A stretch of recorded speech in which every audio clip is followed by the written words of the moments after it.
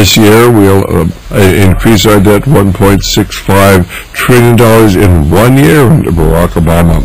And he's going to solve the problem by taxing the rich. You took all the money the rich had made. Why it wouldn't come anywhere near close to that? Well, this is part of the program for eventual world government. In order to have an effective world government, all countries have to be brought down to the same level.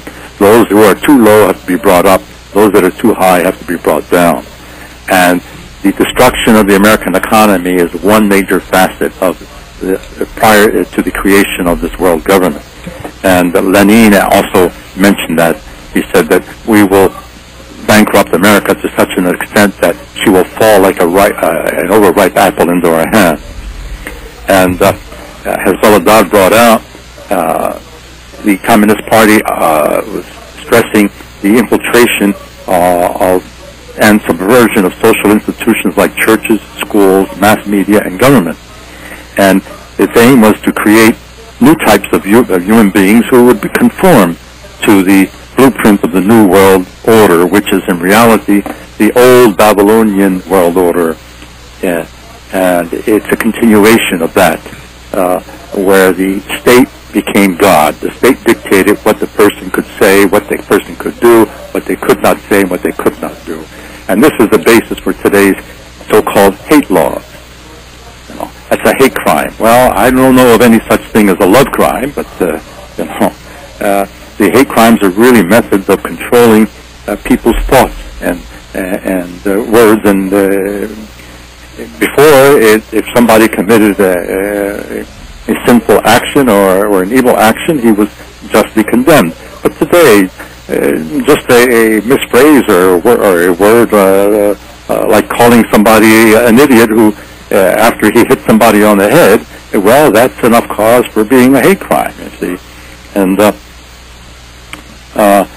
so Bella Dodd said that her purpose and her main thrust was to infiltrate the educational system and the workers' movement. And they did everything possible to induce women to go into industry, to destroy the family. And she also had infiltrated about 1,100 people to become to go into the seminaries, into the Catholic seminaries in the 30s. And so little by little, they drove a division between the common people and their priests and the doctors and their politicians and so on and so forth. And I think that's really such an important issue. I'm so glad you brought that out. They infiltrated the Catholic Church. Now, I know they've infiltrated the Protestant Church as well, but they infiltrated the Catholic Church.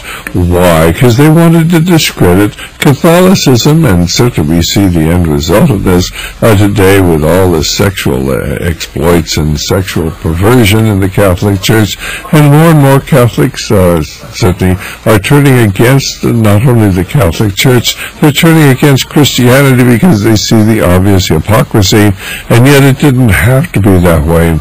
This has been long-term planning because, of course, going right along with this whole movement of changing the social structure was changing the religious structure of our country, because this is in part, a large part, I believe, a conspiracy against God. They hate God. Yes. Yeah, it's a definite anti-Christian conspiracy, and for example, feminism is communist, both in origin and spirit, and it pretends to champion women, but it neuters both sexes and destroys the basic social unit, which is the family. And promotion of homosexuality is a lifestyle choice. I mean, it's also part of this elitist fraud. To create new types of human beings who would conform. In other words, it's the old satanic concept of do without wilt. And in other words, there is no law. Forget the Ten Commandments. Do your own thing. Well, this is the basis of all the satanic societies. And they promote. In fact, there's a Club of Rome, which was founded in 1978 by the financial elite. Not that the city of Rome had anything to do with it, but they met in Rome. And this was part of their Malthusian project to reduce the world's population And their avowed documented aim, as in their charter, was to reduce the world's population in half by the year 2000. Well, they did not succeed at that, but now they have another time schedule. They want to reduce it in half by the year 2025. And it says, we will use various means, including but not limited to homosexuality, euthanasia, abortion, drugs, poisons in the earth, air, water, etc., etc. So we're getting all this. I mean, we see the strange chemtrails up in the sky that are loaded full of chemicals and viruses and bacteria and fungi.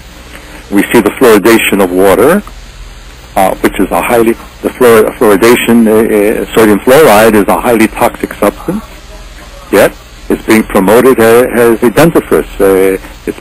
Most of the toothpaste sold in this country contains sodium fluoride, whereas sodium fluoride is a poison, but calcium fluoride, which is a natural substance found in plants and milk, is not. But they're not using calcium fluoride. They're not putting calcium fluoride into the water, but sodium fluoride. And, in fact, sodium fluoride was first used in 1934 by the IG Farben scientists in Germany as a method of mind control, because they found that this would affect the people's thinking and would make them more like sheep.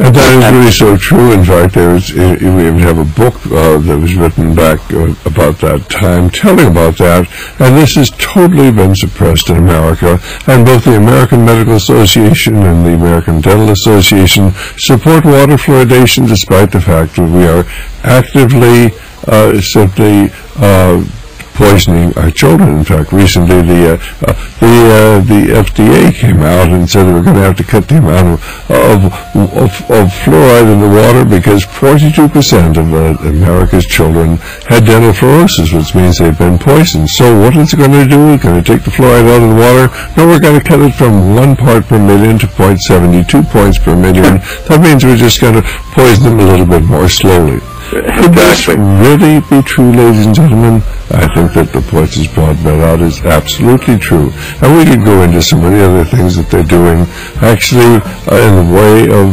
simply of suppressing treatments for cancer. Yes, ladies and gentlemen, if you haven't seen that great DVD we have, Cancer, Forbidden Cures, they know what to do for cancer. And how many people do you know have died a slow, painful death from cancer? They know the treatments. They've got them locked up. We'll be back in just a moment. Well, we have 3 minutes to go there. Who would like to finish up the program with the remaining 3 minutes? Is there a radio on in the background there? I seem to hear some radio, other voices in the background. No, I don't have any radio. I don't know whether you're not going to worry about them anyway. Who'd like to... May I inject something? Sure you may. Go ahead. We talked about the infiltration of the Catholic Church. During the Spanish Civil War, when the Loyalists, which were the Communists, lost, they took 30,000 children and brought them to Russia. And majority of them were trained as priests and sent to the South American countries. And the age of the bishops, when they initiated this political, religious ideology down there, was the right age of them children who were taken to Russia and trained as a priest. And then as time went by, a lot of them became bishops. And that's how they infiltrated the church down in South America. I'm sure that's true. I think that I know very well. David Horowitz, was a communist. Parents were communist. He actually told a friend of mine, Colonel Ron Ray, that they had infiltrated both the Catholic and Protestant churches. It was the easiest part of their whole effort to take over and disrupt this country. But the average person cannot believe that their priest or their minister was actually a dedicated Marxist, and that's why they went into the ministry. That's absolutely correct. Well, I think it's been a fascinating program, and certainly I really appreciate Frank, you telling us the story of Bella Dodd. Do you have any parting thoughts before we let you go? Because she must have been a very dedicated person. She loved certainly this country. She worked very hard to try to undo all the harm she'd done and educate the public. Do you have any parting thoughts? She was offered land upstate New York to open up a college, and she turned it down because she said that she brought New York City to what it was at that given period of time, and that her responsibility was to try and undo what she did. And Senator McCarran's daughter, who was a nun, was an economist. Her father wanted to offer Bella Dodd, I don't know how many acres out where he was, Arizona, New Mexico, wherever he was, to open a college. But she said she had to stay in New York to try and undo what she did. And I found that very interesting, how dedicated she was. Well, what we need are more people who are dedicated and willing to give their lives in this truly spiritual battle for the survival of Christian civilization. God bless you both. Thanks so much. Thanks for having us on. Thank you. You're welcome. Bye-bye. And so glad to have been on. Okay, fine. Well, I do hope you enjoyed our interviews with Frank Vassalli and Dr. Edgar Lucidi, and you've heard an important part of history. And certainly the story of Bella Dodd is key to understanding what's going on today, because coming from being a high official in the Communist Party to a realization this whole thing was being controlled by very powerful and wealthy people here in the United States who had created the best enemy money could buy. You had to convince the American people there was an enemy, and there really are the people who are dedicated to communism. They just don't understand that all these ideas of socialism are put forward by the very capitalists they oppose.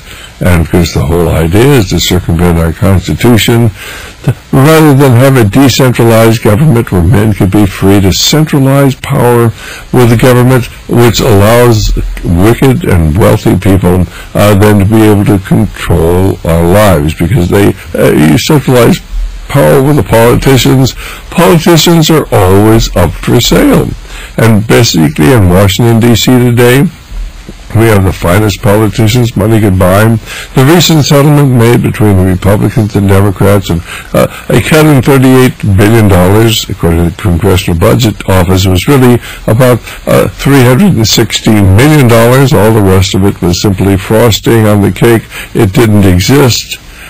We actually only reduced about 1% of the $38 billion they promised, and we're talking about a deficit of $1.65 trillion. It's all political theater, ladies and gentlemen. Neither party intends to solve the problem. They intend to bankrupt this nation, impoverish our people, destroy the monetary system, and take us into a one-world government. And when you understand that, it all makes sense. That's why you need to read my book, Brotherhood of Darkness. That's why you need to hear my talk, The Forbidden Secret, and the talk on the Dark Secret, and get the syllabuses to go with them. Why you need, of course, to get the 4-tape or 4-CD set on the supernatural. Why you need to get our 4-tape set, or certainly the book on satanic crimes put out by William Kennedy. And then, of course, why you need to get the DVD, They Sold Their Souls for Rock and Roll. Why is that important? Well, because they've done the same thing in the political field that they've done in the music industry. And many people there have made an active agreement with the prince of this world. In return for fame and fortune and wealth, why, of course, they've sold their souls to the devil.